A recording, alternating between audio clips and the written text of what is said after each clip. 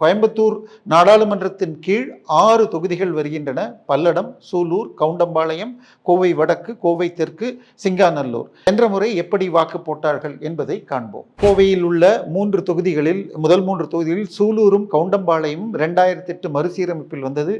பல்லடத்தில் அதிமுக கூட்டணி 5517 வாக்குகளில் 2006லும் 2016ல் 32,174லும் 2021ல் 32,694 வாக்குகளிலும் வெற்றி பெற்றுள்ளது.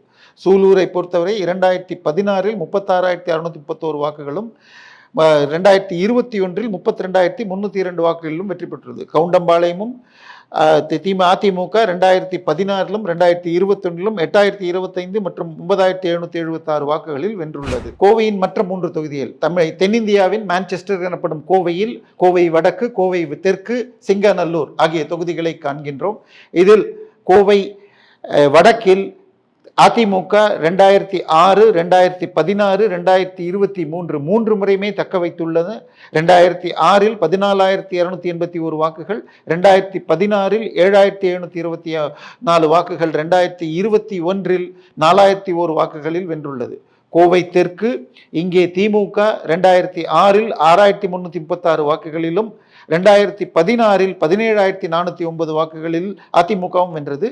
2021ல் திமுக 1,728 வாக்குகளில் வெற்றி பெற்றுள்ளது. சிங்கநல்லூரை பொறுத்தவரை அதிமுக 2006ல் 14 வாக்குகளிலும் 2016ல் திமுக 5,180 வாக்குகளிலும் வெற்றி பெற்றுள்ளது.